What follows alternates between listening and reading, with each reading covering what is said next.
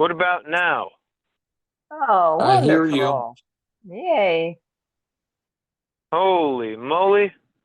You guys I are so hear you. patient. 10 minutes of a silent rant. That's incredible. Uh, Did we miss sorry, I anything? had. I'm Oh, flipping I through was all. just giving away, the The secrets to the secret to universe. life and $1 million. Goodness. Ay, ay, ay. Well, thanks for being patient, everyone. Yeah, I was just going on a small little personal rant, I guess. I love it. I love it. That's great. Oh, okay. Yeah, I had all green lights and everything looking good on the mobile, but every once in a while that tech will get you. That's It too didn't funny. show that you were muted. But nobody could hear you. I thought it was my phone. Huh. I thought it was Okay. humorous. Nice. All right. Well, I will. I mean, it's so funny. 99 out of 100 times I ask if you guys can hear me, everything's fine. So why do I ask again? And then the time I don't ask, here we are. Okay. All right. What I wanted to say in recap was that your ability to bring deals to you is based on your reputation. And that I went into this story about how when we rebuild our reputation, the deals come. You don't have to be advertising on Facebook all day and giving Mark Zuckerberg all your money. You just need to do a small local campaign and call the folks in your world that know who you are and let them know, stop thinking about me as the whatever, fill in the blank. I'm a real estate investor. I solve problems for a profit. I solve property problems for a profit. And making sure that people know that that's what you do. Okay. Now, realtors love to put their face on everything, right? They put it on their business cards, their listing signs, their websites, their everything. Bus stop benches, their faces are on everything. So when you call your friends and you let them know, think about me when it comes to real estate investing, they need an image, they need an anchor, they need something vivid. So say, think about me instead of that realtor's face on the bus stop bench. Now they got a little image. Oh yeah, I see realtors everywhere. Oh, and I should think about Michael. I should think about Deborah instead of local realtor. So going on that campaign and then letting them know that that's the new reputation for you, right? My old reputation was changing oils. People would call me if their car made a funny noise. Now they call me because they want a higher rate of return. They want to pay less in taxes. They want to get out of debt, or they know someone needs to sell a house. So you need to go on a campaign, and like Daine has talked about before, you're going to put people into one of four buckets, one of four categories. And number one is going to be active, which to me, you should be the most scrutinizing of. Excuse me. Oh, I wanted to mute, but I wasn't sure if I could come off of mute. You need to be the most scrutinizing of the people who you would place in the active category, because they're also the riskiest, the wildest, the hardest to control, most surprises. So just because someone says, I do deals, doesn't mean you should give them any sort of credibility. However, they would go in the active one bucket. Number two is going to be passive people. They're the folks who want a better rate of return. Now, when you think about what Garrett Gunderson said during the VIP lunch, when it was Perrin Wetzel. Perrin Wetzel asked him, you wrote a book called Killing Sacred Cows. So my question is, in 2025, what sacred cow needs to be killed? I thought, what a fantastic question. And what Garrett said was, sell your index funds. Sell indexed funds. Stop being a part of the racket. that is the 401k and put it in, invest in yourself, invest in hard assets, invest in things you know. And then you added on a little bit of detail that when you leave your retirement account as indexed funds, all you're doing is funding BlackRock's real estate acquisition fund. BlackRock is the world's largest hedge fund. They control trillions of dollars worth of capital and businesses around the world. They absolutely manipulate markets. And when you leave your 401k in Wall Street in an index fund, you are helping them to profit off of that so they can go buy residential real estate and rent it out to America. And a nice little speech there, and I thought, wow. Not only should we get out because we can't control it, not only should we get out because it's risky and the bottom could fall at any time, not only that, we should also get out of it because we don't need to be funding hedge funds that are buying the real estate we need to buy. Hello? What a fantastic closed loop there. So we can raise capital for our deals and at the same time slow BlackRock down by getting all the money out of 401ks. I think that is a worthwhile endeavor. So bringing up the money conversation with people to find out if they're going to go in category 2. Category 3 are people who want to be students. They want to learn. They're tired of being tired, and they want to be a part of our community. So come to the meetings, watch the webinars, join the network. You know what to do there. And then number 4, cheerleaders. They're the ones that are just rooting for you. They want you to succeed. They're glad you called, so they know what category to put you in. They didn't know you were in real estate. So good job. Reach out, but they'll be just cheerleaders. They don't want to do real estate. They don't want to lend money. They don't want to learn, but they hope you do well. So those are your 4 categories. Daine can expand on that if you need. But getting the funds arranged so that the money stays safe and the deals can happen, I think it's going to be a worthwhile conversation. So it looks like the man with the plan is in the house. GM to Daine. So folks, if you're brand new, welcome to the call. Mr. Daine Clark is our host for Wealth Wednesday, and he has been a tried and true pillar in our community. Not only does he walk the walk, talk the talk, but he's here every week to train, to show you how to be the person you want to be the change you wish to see. Not necessarily to copy him, but to copy his methods, copy his systems so that you can lower your risk, raise your probability of success, and have a lot of fun while you're doing it. When Daine first got started, he was only making a couple bucks an hour working at the Apple store, stocking shelves, hiding from conversations because that wasn't his skill set.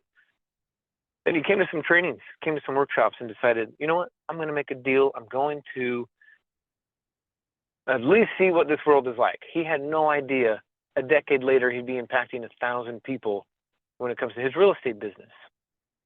So over the decade, he's seen it all. He's heard it all. He's been through it all. He's set a fantastic example of what it's like to have an unshakable real estate business. And then, of course, making friends along the way. So he's been a great example of business, working on yourself, trying hard, doing good in the world. So let's give a big warm welcome to our host for the hour, Mr. Daine Clark! GM. What is up, my friends? GM. Good to see you all. I hope you had a great week. I hope you had a great weekend. Oh, yeah. Good times. Yep. Good times. I heard And a great E3 conference. was top notch by many, many people. So congratulations to those who made it. I even heard some people got some discounts. So congratulations to the guests who attended. They got a better deal than I ever did. That's right. Yes, sir. Well, cool. Yeah. Capital raising, having the right mindset around using someone's 401k. I'd like to get your take on that because a lot of people think it's taboo, it's risky, penalties, taxes, money, jail. fees, fines. You know, we've done a great campaign to scare people out of using money like that. And I'm just curious, when that comes up in conversations, how do you help people overcome using retirement accounts in real estate? So are you saying like teaching people to use their own retirement accounts? Non-students, for example, people that are like, I don't want education, but I do want somewhere to put my money, like the passive? Or are you talking like Yeah, exactly. students Like, that, no, you're having a conversation. Someone's like, "Well, I got $15,000 in my 401k. I got 20,000. Can you Mhm. use my money? Will you use my money?" You know, they got a regular job, no education. They just heard that they could be a part of a deal that can make them money, and they don't have enough money to even fund the rehab necessarily, but they want to be in the Yeah. deal. Um,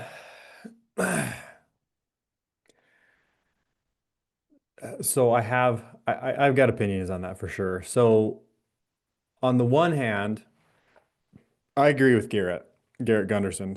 Was that who you were? I chimed in right as you said that. I'm guessing that was Yeah. Garrett Gunderson. Yeah, because he wrote Killing Sacred Cows. Yep. That's how I guessed that. So I agree with him 100%. However, if you're going to use or you're going to pitch people to use, let's call it small dollar amounts in real estate, most of the time, small dollar amounts are going to be at the highest risk. In fact, let me grab my iPad really fast. We're going to need it today. All right. Yeah, that's all. We're already off to an interesting start. Small money is higher risk. But it doesn't have to be, and we'll talk about that. So let me get this turned on here. So small dollar amounts, because like Michael said, like, oh, well, if somebody's doing 15,000, like that's like not even enough to do a remodel budget for somebody. And so couple of things. Let's do this. And let's see, can I share my screen on here? Yes. I think I have to go to advanced now. iPhone, iPad via AirPlay. Today is 10/28. Holy smokes, October's over. All right. 1029. Oh, you're right. Where did I get 10/28? Oh, my iPad must have been updating or something. All right. Share screen. Maybe. Allow. That should, okay, there we go.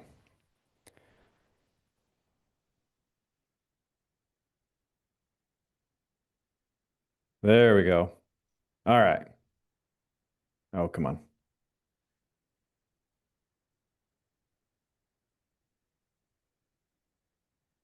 Please wait. Fine, we'll wait. So small dollar amounts. Um, if it's not even enough to do like a down payment, like I have some people that will come to me and say, "Hey Dane, I'm looking for deals. Can I like go behind you, effectively? Can I do deals behind you and lend on your clients' down payments?" Like I've got some people who ask me to send them deals like that. But typically, I mean, we're talking 50,000, 40,000, 60, whatever, somewhere in that mid, not all the way to $100,000 range.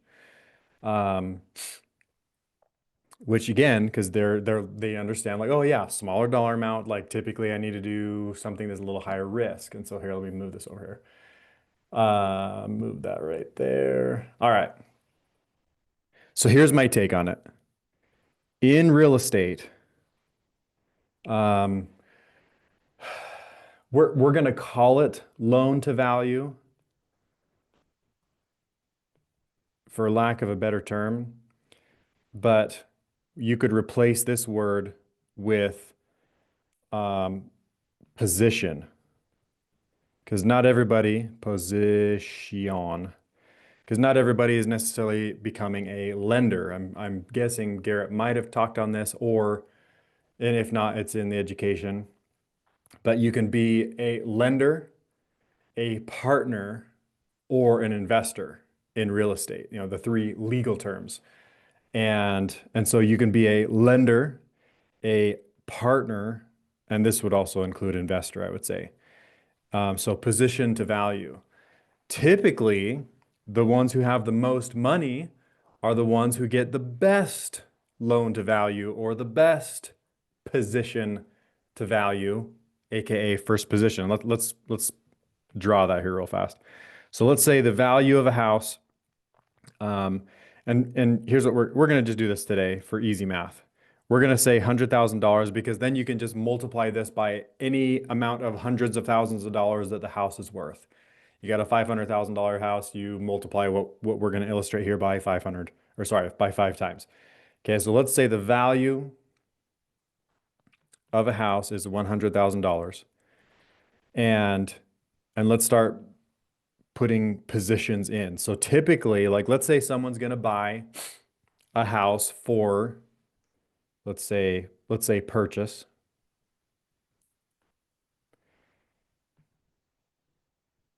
Okay, so value would also be like AR, whoops, I put valve. No, that's a U, and we're going to call that a U. Value, okay, purchase, let's say $50,000. Let's say that they need to put in, so let's call this remodel. Let's say they need to put in $20,000. And then we have holding costs. And we'll talk about that later. Okay, so of the purchase, you have typically a first position, and we're going to put that on the bottom. Oops. Let's see. There we go. First position. Maybe you have a second position. Because sometimes I see people do this in 3 different entities. Okay, so we have the purchase price, and really I should move these over because the purchase price isn't necessarily a position. That's just like a reference point. So let's actually do that. Let's move these over. Oh, come on. So that's just the reference point is the purchase price. Move that over. Okay. So typically, I shouldn't say typically, I see people do break this up into 3 different positions where there's a first position. Let's say somebody brings $40,000. Let's do orange.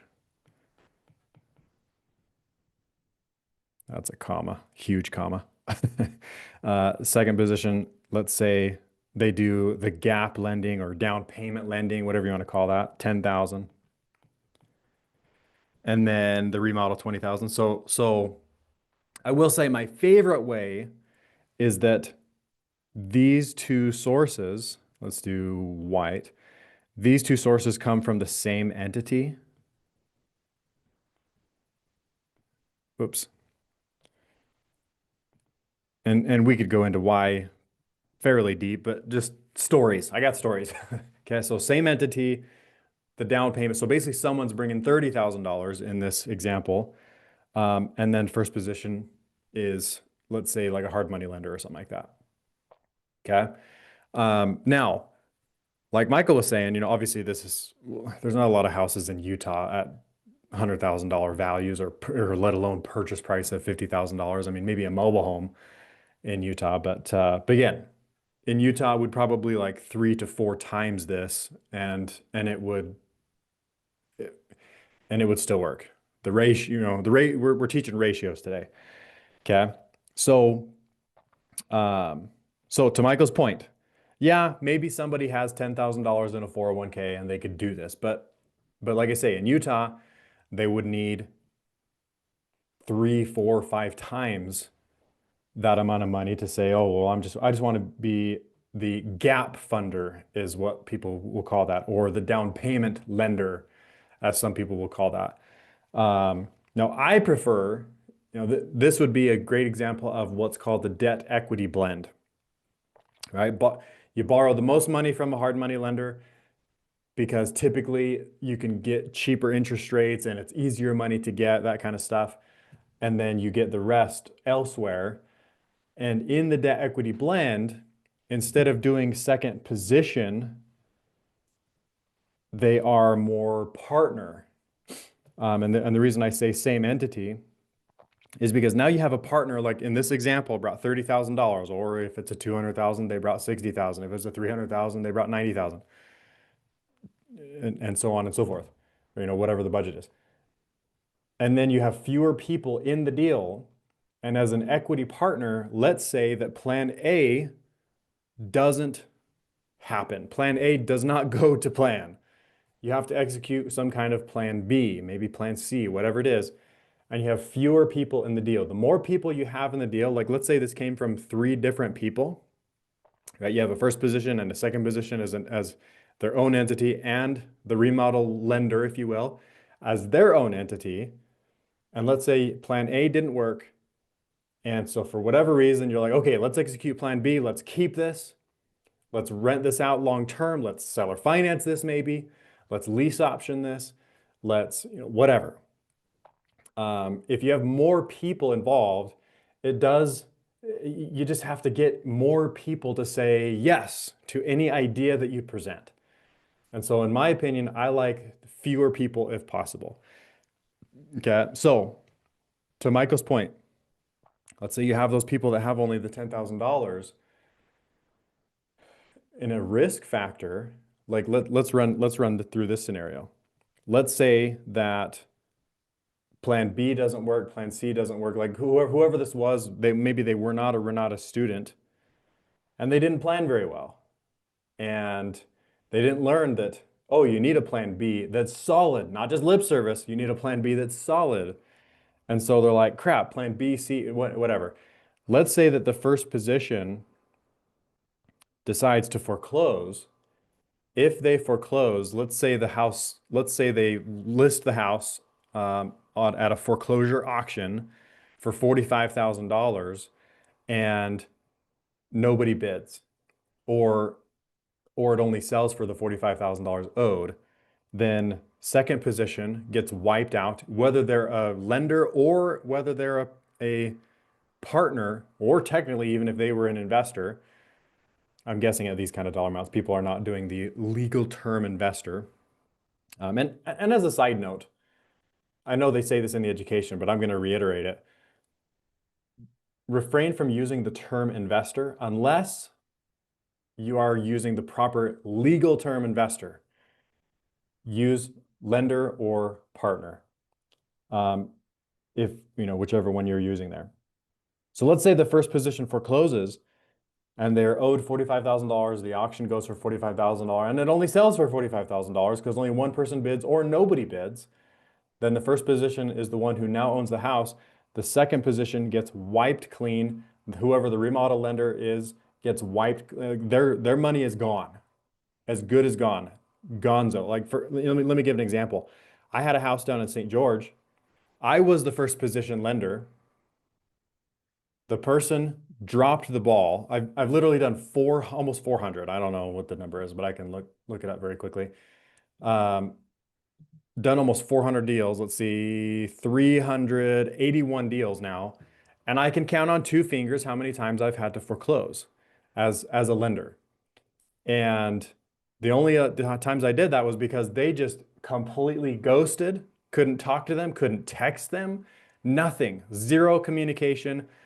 And like I say, I've only had to do 2 because everybody else that did talk to me, if plan A didn't work, we figured it out. We put our heads together and we figured it out, didn't have to foreclose, and we were able to turn that into lemonade. The 2 times that I did foreclose, they literally ghosted me. There was nothing else I could do other than say, you know what, fine, here's a free house. And I just wasn't willing to do that. But the house in St. George stopped talking to me. I had to just say, okay, fine, attorney, go ahead and file a notice of default. They still wouldn't talk to me. We filed the notice of trustee sale. They still wouldn't talk to me. And then finally we sold and still wouldn't talk to me. Anyway, in that scenario, one of the main reasons I foreclosed was when I was looking at title, I had a $300,000 trust deed. The house was probably worth about 350, but they had another $300,000 lien against this house. So in other words, I had $300,000 on the house. Somebody else had 300. So in other words, $600,000 on this house that I figured the house was only worth 350. So $600,000 of debt on a $350,000 house. And so I knew that my only out, even if my borrower was cooperative, my only out was to foreclose, because I've got to tell this other person, like, hey, I even tried to work with that person and completely just ghosted me. I offered to work with them. I offered to say, hey, let's team up. I'll do whatever it takes to let's see if we can help each other. Ghost, didn't even respond, and that's fine. So I foreclosed, and that person that had the $300,000 lien that was in second position, wiped clean, gone. They didn't get one single penny out of the foreclosure sale. And I ended up owning the house free and clear. Now, I say that for a couple reasons. One, understanding your position in a real estate deal. But also understanding if you have players like that, like let's say you do have a second position. Let's keep that green actually. Let's say you do have a second position because you're like, hey, I've only got $10,000. I'd like to lend. I'd like to make money in real estate. Here's how I can participate. You could foreclose as the second position person, and now you just are dealing with, because when a second position forecloses, the first position or any positions below it survive. So even if, let's say, they had a remodel lender in third position, the remodel lender decides to foreclose for whatever reason, the borrower won't talk to them, they foreclose, then they would then almost like become partners with the second position and the first position because they would survive. Anyway, enough on that. So understanding your position is crucial, as well as what I talked about up here, the loan or the position to value. Right? Now, I laid this out very nicely because the value in this particular scenario is $100,000. And so all three people are in a secure spot, right? We only got $50,000, $60,000, $70,000 of money spent, let's call it, on a $100,000 house. All three people are safe. However, let's say this is three people. This person that brought the remodel money is in the, let's just call it the least safe, if you will, position. Like in a situation of loss, the owner would lose first. Then again, assuming this is three people, the remodel lender would then lose next, and then the second position, and then the first position, right? It becomes a who gets paid first, if at all, situation. So to Michael's point, or to the question at hand, small dollar amount, lending or partnering. You just have to understand this. Do I do second positions? Absolutely. In fact, I just did like 2 or 3 of them recently, but I understood my position to value or my loan to value very, very well. And I knew what I was doing. I knew what I was getting into. And I was even okay that, let's say I did foreclose and I'm in second position, I will still deal with or partner with or pay off, if I have to, whoever is in first position. And I understood that. So I'm not saying there's right or wrong here. All I'm saying is watch those loan to values, watch those positions to value, especially if you're doing the small dollar amounts. Okay. So there's that. And the reason I like to, actually I already shared that. The reason I like to say, hey, same entity, whoever brings the 20,000 and the 10,000, if possible, because there's just fewer people to make decisions. Because like I said, when plan A doesn't go well, you've got to put your negotiation cap on. You've got to start talking to people. You've got to start saying, hey, here's the best solution I can think of to execute plan B, C, D, whatever. And hopefully they'll listen and hopefully they'll be on board. Now, that said, I wanted to set this up so that we could talk about this. When it comes to each of these positions, it doesn't have to be just one entity. Let me give you an example. Let's break down, let's even break down the first position. So when I first started doing this, and I was lending in first position, I only had enough money to maybe do like one house, maybe. Nah, actually, when I first started doing this, I didn't even have enough money to do one house. I could do like half a house, because in Utah, you know, $40,000 is not going to get you much. You need like $400,000. And so I didn't have enough to do an entire house. And so what I would do is called a fractional trust deed. In other words, one trust deed, however, there is 100%, basically 100% of one trust deed. And you can say, okay, how about we have one person that brings 10% of that trust deed, we have one person who brings 50% of that trust deed, and we have one person that brings 40% of that trust deed to make up one trust deed. And so I'm not a head math person, but $4,000. So in our example, 40,000, $4,000, $20,000, and I'm not a head math person. Let's see, 4 times 4, 16,000. There we go. And we all share first position together. And so this was how I was able to leverage in and say, okay, I only have enough money to do like maybe half a deal myself. And so here's how I can leverage in to say, hey, friends,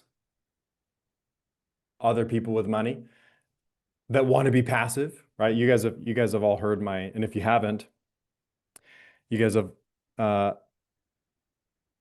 hopefully at least heard this, but very, very quickly, I've noticed that all humans, when it comes to their relationship to real estate investing, is one of 4. They want to be passively involved in real estate. They don't really care to learn much. They've just got money and they want to put it to work in real estate because, like Garrett Gunderson talks about, they don't trust stocks. They don't trust mutual funds. They don't trust index. They don't trust Wall Street, basically. They want to be passive investors. They like the idea of real estate investing. And they want to write checks. They want to sit back, twiddle their thumbs, have deals presented to them, and write checks to put their money to work. Then you have people who want to be actively involved in real estate. That'd be like every single person who buys Renatus. People want to be actively involved in real estate. I also consider like realtors. They are actively involved in the real estate industry. They spend their hours, they spend their hours as realtors, realtoring in real estate. Contractors spend their hours in actively involved in real estate, real estating, let's call it. Let's make it a verb. Real estating. Title agents are actively involved in real estating. Okay. Then you have let's make that red actually. Then you have the property. When somebody discloses their relationship to real estate, because that's all this is, right? Human relationship to real estate investing. When you have a conversation with somebody, sometimes they will disclose that their relationship to real estate investing is that they have property with underlying problems. Their house caught on fire. This is a true story, actually, a deal that we're working on. Their house caught on fire. They didn't have insurance. Oh crap, don't know what to do. Not going to get a big payout. Basically just have to cut their losses and sell the house. right? They have a property with an underlying problem, insurance lapsed, house caught on fire. No bueno. That's a big problem. That's a big underlying problem to owning real estate. Don't have money to fix it without insurance money. Oops, this is more of like a crap who forgot to pay the bill. But who cares who forgot to do it? The fact is that it's not going to help to figure out who did it because there's no insurance, right? Dealing with this right now, helping somebody, right? And then last but not least is when you find out someone's relationship to real estate is not interested, not interested. There's always a story there, and that's my favorite question to ask is when you start talking real estate investing and people are like, no, that's taboo. I say, man, sounds like there's a story there.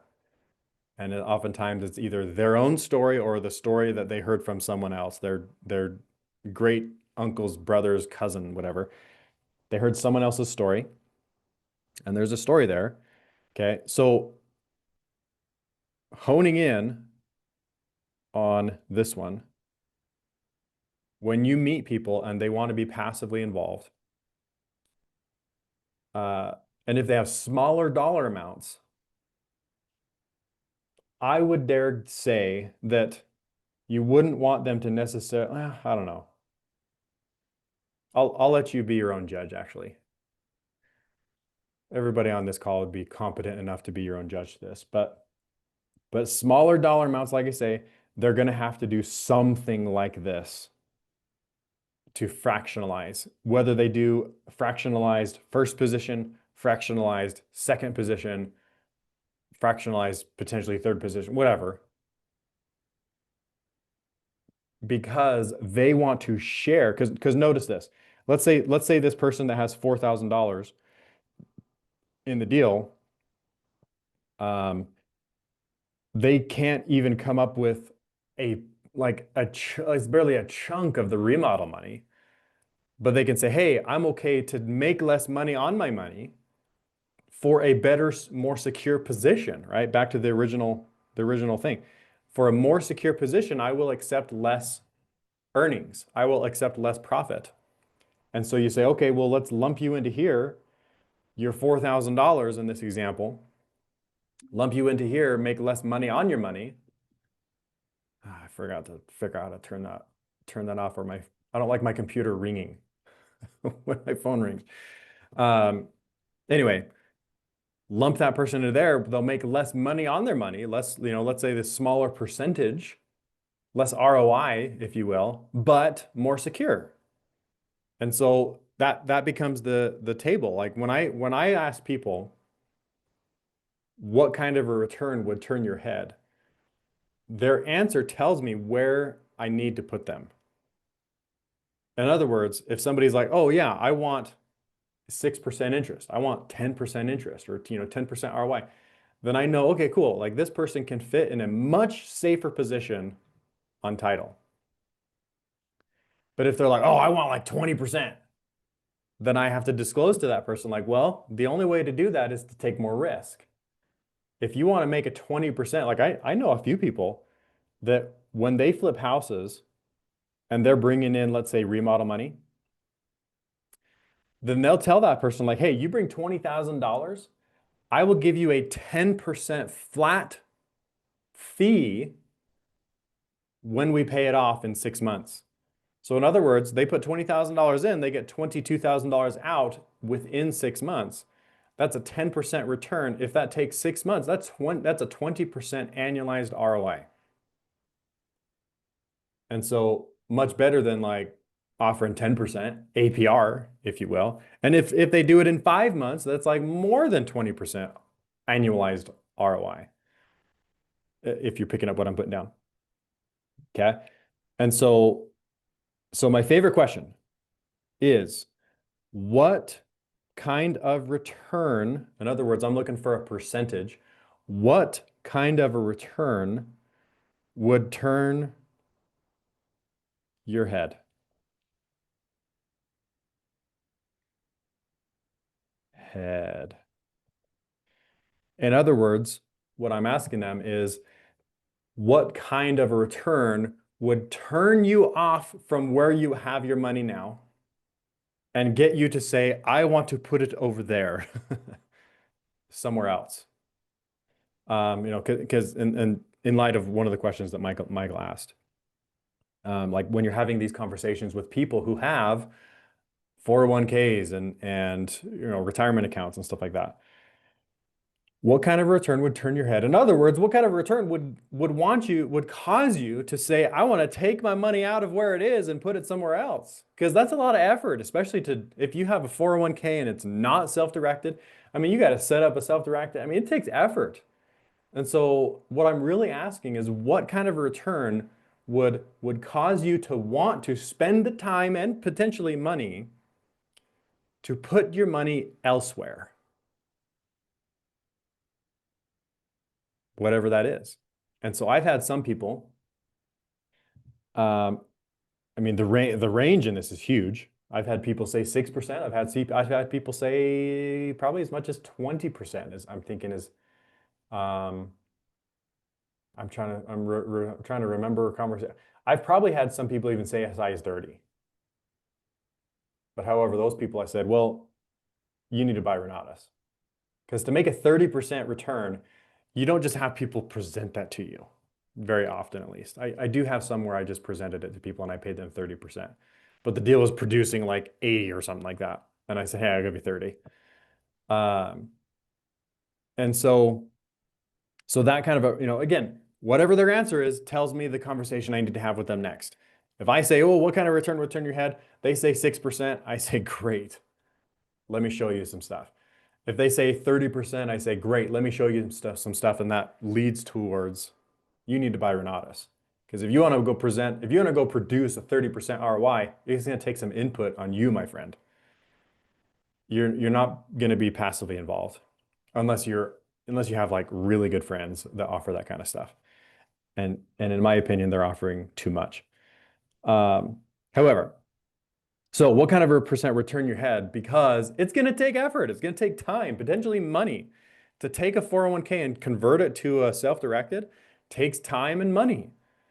To convert it to a to take it to a IRA LLC self-directed takes more time and money to do such a thing. And so really this question becomes deep-rooted. What kind of a return would turn your head away from what you're currently doing?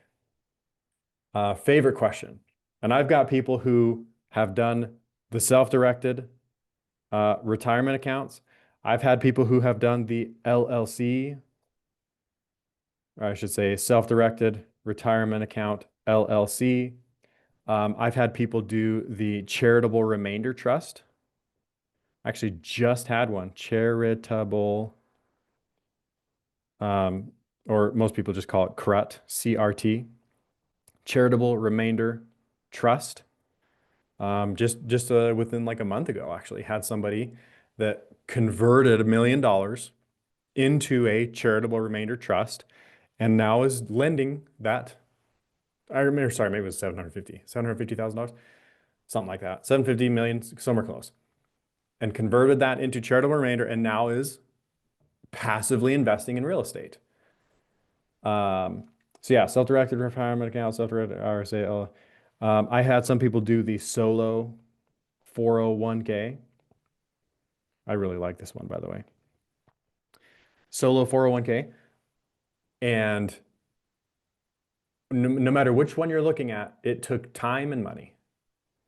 And so really that's the question you're asking people when you say, like, that's the deep-rooted, what kind of a return would turn your head away from what you're currently doing enough that motivates you to say, I'm going to go do a self-directed retirement account, a self-directed retirement account, LLC, a charitable remainder trust, a solo form.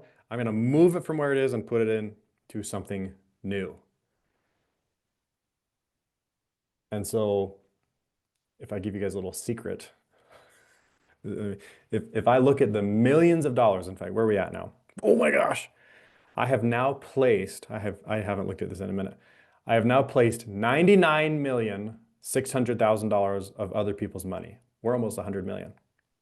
In fact, probably by next month, we'll do 100 million. Placed other people's money times $100 million.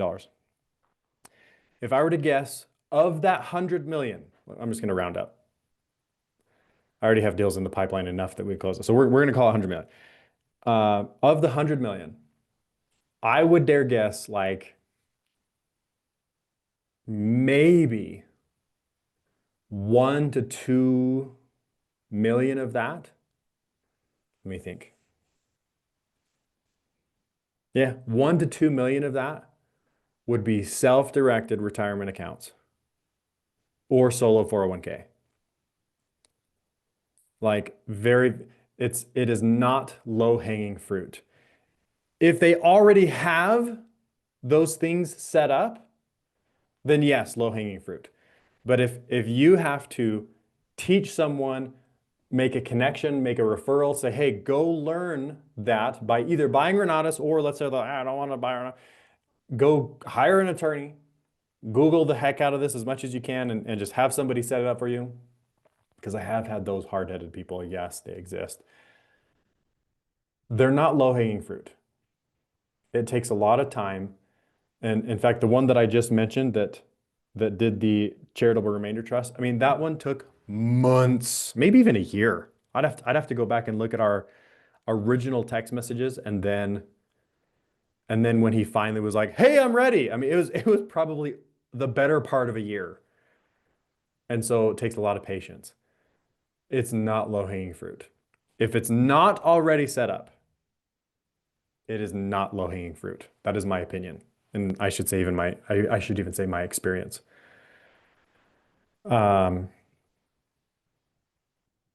So basically just spend your time wisely is what I'm saying. Like, yeah, teach people this, but most of the time you're better off if someone's like, oh yeah, I need to help them turn their money into self-directed or, turn their retirement account into self-directed or self-directed LLC or charitable remainder trust or so you're better off just selling them Renatus, getting paid now, let them do it on their time instead of trying to babysit them through, and even borderline act as a counsel or an attorney.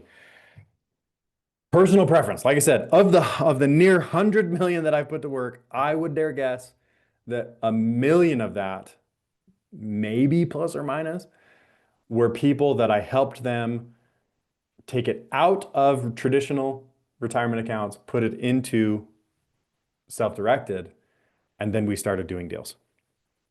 Like, yeah, probably 1 million or less, plus or minus. So spend your time wisely. It's a lot of work. All right, a couple questions. 15,000 maybe if it's a mobile home, or am I completely wrong? Yeah. So Laura says 15,000 maybe if it's a mobile home. How do you feel about mobile homes? Yes, I've done them. However, back to this. When I have done mobiles, my position, because you can't do a trust deed, and so, well, actually you can still do a loan, and so you still have like a, what do they call that? A lien on the DMV title. And so the only time I've ever done a mobile was when I was able to have a lien on the DMV title. And so I still showed up, if you go look at the DMV records, it's going to say Daine LLC is a lien on this title at the DMV. Not my favorite though, because typically these are depreciating assets instead of appreciating like real estate. Or even, since 2022, like let's call it plateaued real estate or plateaued value or plateaued depreciation. In some areas, yeah, real estate has come down, but in many areas, real estate has just plateaued since 2022.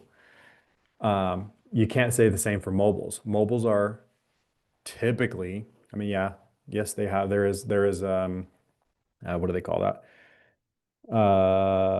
Inflation involved, but I don't like to count on it for my paycheck at least.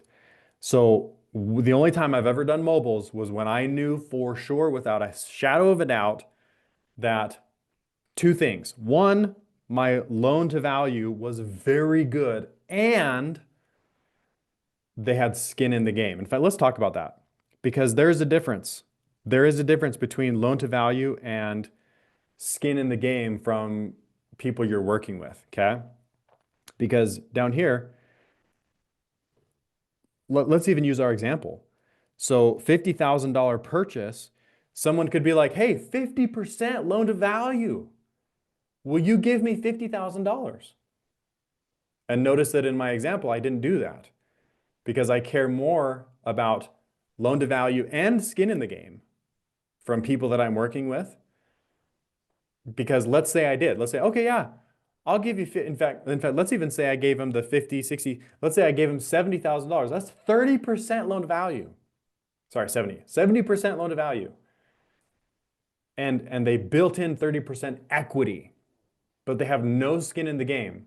If plan A doesn't go to plan, in fact, I just got a call about this on Friday. We were driving to, or on Thursday, we were driving to Moab as a family, and I get this call, and somebody's like frantically saying, Daine, I made a mistake. You know, they basically said they made a mistake on what I'm showing you right now.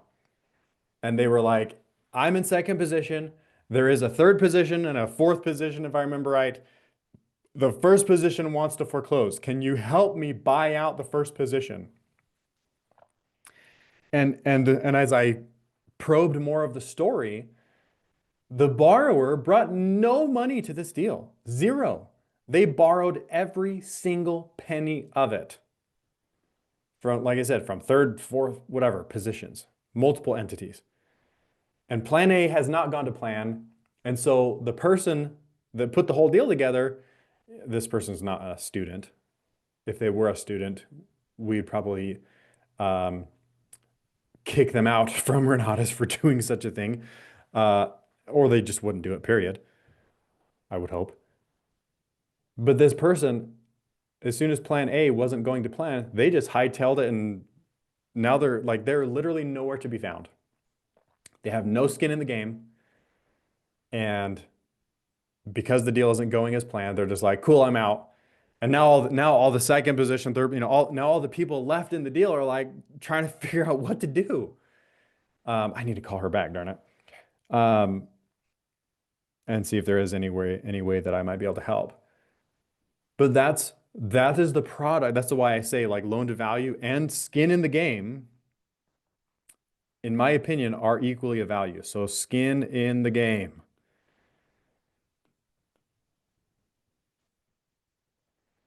Because if it's not your money, or I should say not their money, if it's not their money, they won't treat it like it's their money when the going gets hard. Yeah, there are going to be people who have high moral standards and ethical and that kind of stuff, and they will, but don't bank on it.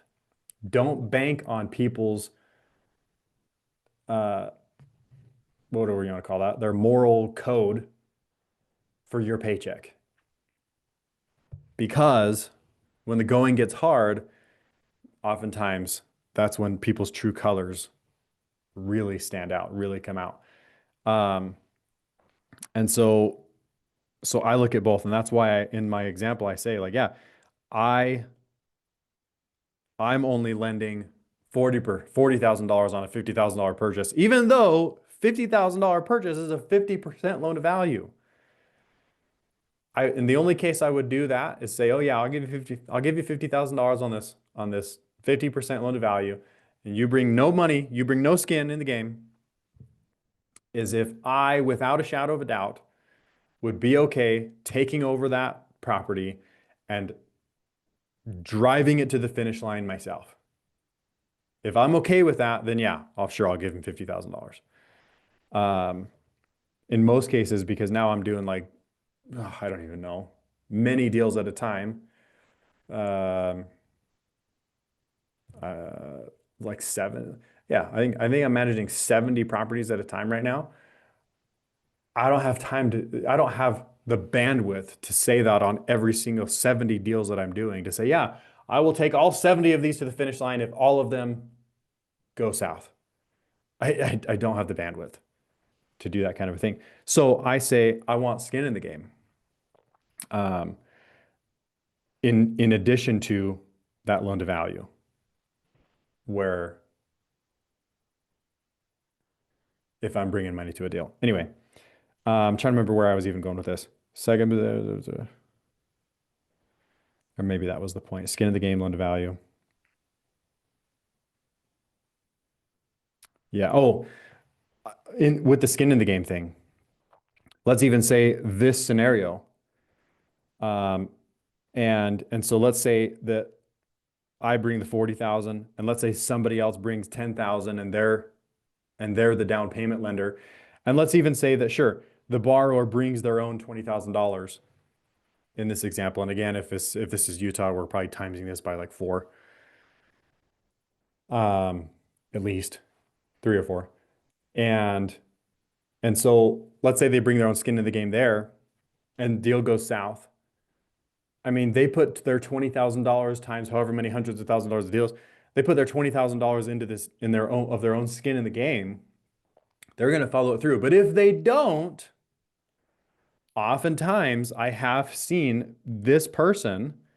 In fact, the very phone call that I mentioned that I got while we were driving out there to Moab, they were basically taking it into their own hands because they're like, hey, I have my skin in the game. The person who put the deal together that has no skin in the game they're just gone. They have vanished. And so that person is now like, I'm going to take this into my own hands. And so even in that position, like let's say that person's like, hey, I only have $4,000 and I'm okay taking less paycheck for more security. Then even that person that only has the $4,000 in our example, or even the $16,000 in this example, they're in first position. Even those people that are in second and third that have skin in the game, if pressured, they'll be like, cool, I will take this to the finish line to everybody's paycheck. And so they can lean on that person. So anyway, let's see, let's read through some of these comments. Oh, how do I feel about mobile homes? Oh yeah, that's right. That's why we went on this. Skin in the game, loan to value. That's the only thing that has gotten me to break my typical mold of real estate. And I will say I've only done like 1 or 2 of them. I typically don't like doing the mobiles because of the nature. And they're not as financeable. Like you really have to fit in a smaller box than a traditional single family house to get loans on mobiles. Like there has to be, there's like how many years old they are, all kinds of other parameters that in addition. So anyway, Daine, which particular classes are these things in? I've mentioned a bunch of them. I'm not sure if there's one that talks about this kind of stuff, loan to value and position to this detail, if you will. Let's see. I would say raising money in partnerships. But that one talks about the structures. I think the title class talks about positions on title. Let's see, what's another one? The Jay Massey's class, financial strategies. He talks about this, which also is kind of leaning on, oh, I'm not sure what just happened. Please connect. I might have to just click this button again. I might have clicked something. Set my hand on it. There we go. But yeah, so Jay Massey, Matt Sorensen, and probably Christian George, the title class. We are coming up on close to 6 digits, and I have discovered my investor ID as a lender. I have a few classes to watch. Oh, so in addition to that, you know what? Jeff Armstrong. I know Jeff Armstrong technically teaches how to go buy existing notes. I just reverse engineered his advice to creating my own notes, to doing my own lending, if you will. And so Jeff Armstrong, I would binge watch all 3 of his classes, to be honest. Yes, great question. Let's see, Jeff talks a lot about, yeah. Cool. More questions or comments? I know we're all over the place today. Hope this is making at least some sense. But yeah, if I had smaller dollar amounts, which I did when I first started, I would look at the fractional options. Even if it means that you're fractionalizing a second position. Still better than taking third, fourth, fifth, or whatever. Fractionalize so that you secure, because then, like, let's fractionalize this second position. So let's, in our example, $10,000. Let's say that two people, let's do easy math. Let's do somebody brings 2,000 and somebody brings 8,000. And they fractionalize a $10,000 trust deed. So in other words, this person owns 80% of one trust deed. This person owns 20% of one trust deed. And so instead of taking like a second and a third position, because let's even say that this person came first, the $2,000, and then the $8,000 came next, and they're like, oh yeah, let's just loop you into the second. In most cases, the investor, especially if they don't know what they're doing or they don't care, they'll be like, okay, yeah, this person was first, and so they will be second position. This person will be third position.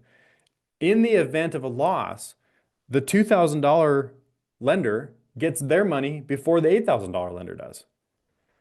And so obviously the $2,000 lender, like, yeah, they want that if they can get it.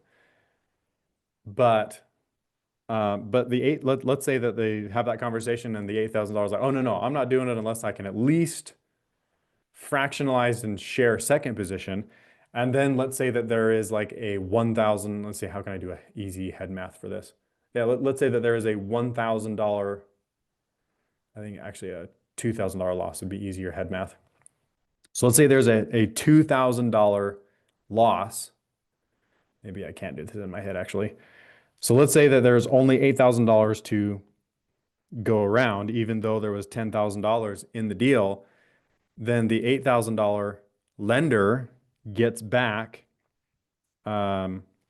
basically 80% of 8,000. How does it do that? 0.8 times 8. So this person receives $6,400. Oops. And then this person receives, 2,000 times 0.8, $1,600. And so you can see how you can mitigate risk by spreading a position out like that instead of one person losing everything. And again, I'm talking worst case scenarios here. Obviously, there are so many scenarios that you wouldn't have to lose money, but I'm just helping you realize that, hey, if it came down to it, you would rather be in a fractionalized position and in a better loan to value, sharing it with people, collaborating with them, versus say, no, every man for himself. Whoever is in second, third, fourth, fifth, so on and so forth. And if you got in first, then lucky you, kind of a thing. But yeah, in that worst case scenario, neither one of them lose everything. They share in the loss. And again, if this loan to value really was 50% and they're losing money, then shame on them, because they could have just been like, oh, we'll just take it over and we will take this deal to the finish line and make the money ourselves. So can you have multiple fractional trust deeds on one property? Yes, you can. Technically, yes, you can. I'm sure at some point you could potentially put yourself in jeopardy of some kind of, Ponzi scheme fraud. Is, if especially if loan to values are out of whack, like the gal, like my story in St. George, where the gal had $600,000 of debt on a $350,000 house. I wouldn't go do stuff like that. But I don't think that's what Doug is asking. But let's say that, like in our example, we have a good loan to value. you know, in our example, 50, 70% loan to value, because $70,000 total on a $100,000 value. And let's say the first position was fractionalized, the second position was fractionalized, and let's assume that this one is its own position, and this was fractionalized too. Then yeah, like there's no laws against that. But like I say, the more people you have, the more complicated it becomes, because the more decision makers you have. Now, you know, let's use that example that let's see, our example had 3 in this trust deed, 2 in this trust deed. Let's say that there's 3 more in this trust deed. And so we have one with like 10,000, we have one with like 2,000, and we have one with 8,000. Not to be mistaken with the other 2 that have 2 and 8. In fact, here, let's just do a different dollar amount so it's easier to. So we have one with 5. No, let's do 6. One with 6,000 and one with 4,000. And so in total we have 3, 4, 5, 6, 7, 8 people, but only 3 positions. Let's see, so let me read Doug's question. So you can have multiple fractional trustees on one. Oh, and I should also say, if it's a trust deed state, Utah is a trust deed state. Not all states are. I don't think there's any issue with having a fractionalized mortgage in mortgage states, though.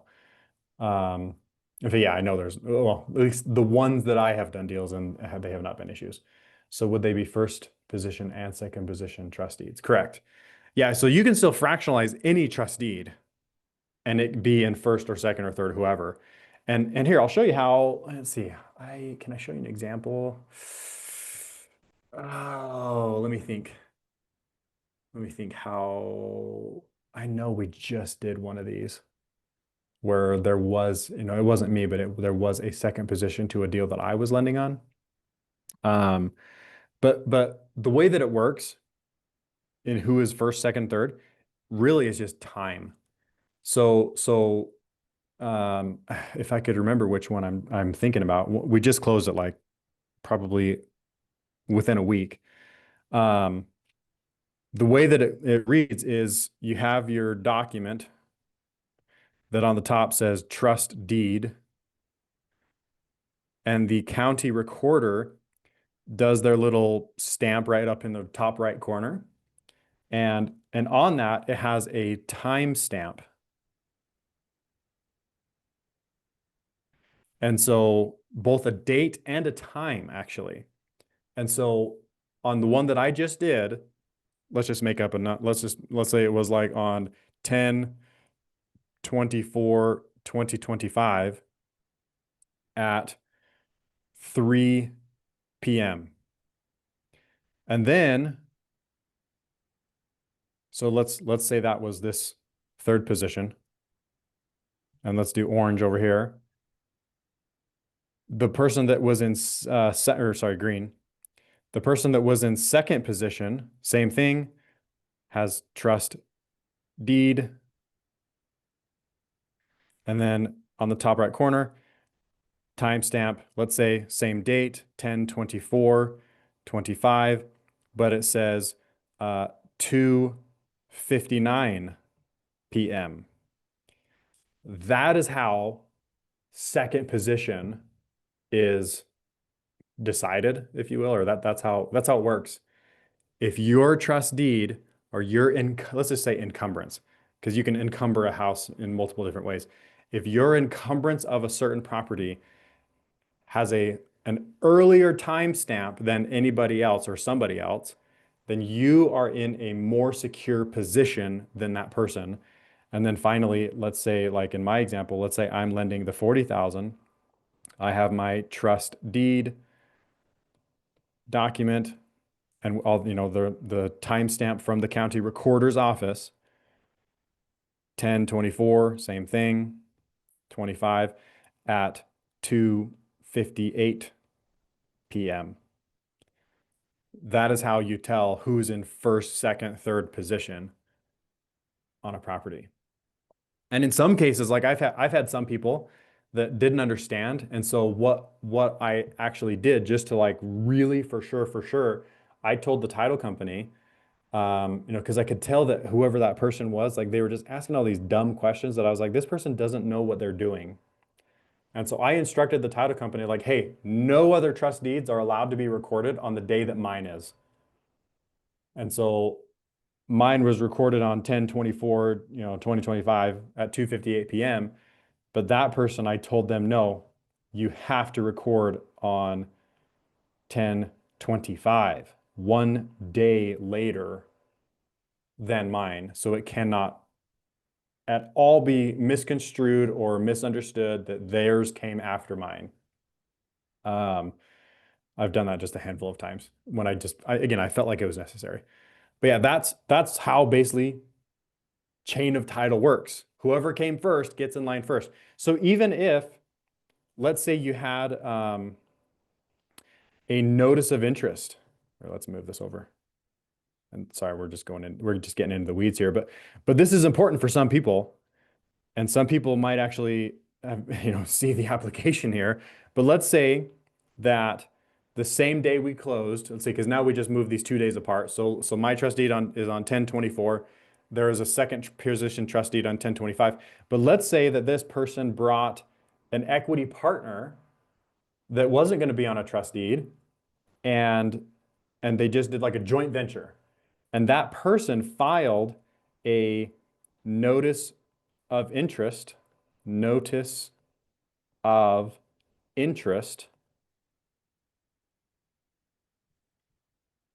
And, let's make that a document. And on the top, on the county recorder, they had that little document and it said 10/24, 2025 at 3 p.m. Because if it said 10:57 p.m., technically that notice of interest would be in basically further above the chain of title, or I should say, yeah, for higher on the totem pole than even my trust deed. And again, I would make sure that didn't happen as a lender. But let's say this example, I had my trust deed at 2:58 p.m. There was a notice of interest at 3 p.m. and then there was a trust deed the next day. Technically, that trust deed just became third position, and then the trust deed that was the rehab lending, in our example, was fourth position now. And so, understanding how chain of title works in order to calculate your loan to value is impeccable. Like, I can't even tell you how valuable it is to understand this when you're getting into real estate, especially like Michael's original question, doing smaller dollar amounts. You've got to be more creative like this to get into deals, which is why I would say if you're talking to people like that, either you watch their back because you understand what we just talked about today, or you would be better off to sell them Renatus, help them get themselves educated so that they can make these decisions themselves too. And so anyway, Aaron says, time overall decides even when different amounts. Correct. First can be, yeah. So here's a good example. So I just did a $1 million fourplex. I can't remember how much mine is. My loan is, let me look it up.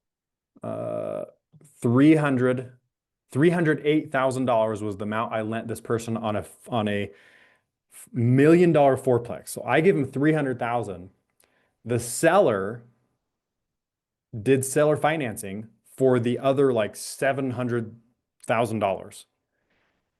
And I made sure that my trust deed was recorded before the seller's $700,000. So I'm in this first position, $300,000. The seller is in this $700,000 second position.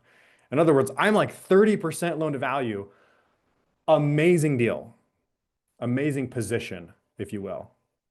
And I saw to it that I was first position. In other words, the seller could have lost or potentially could lose everything, and I would lose nothing because I'm in first position. So yeah, chain of title, loan to value very important. But yeah, a really good question, Aaron. It doesn't matter how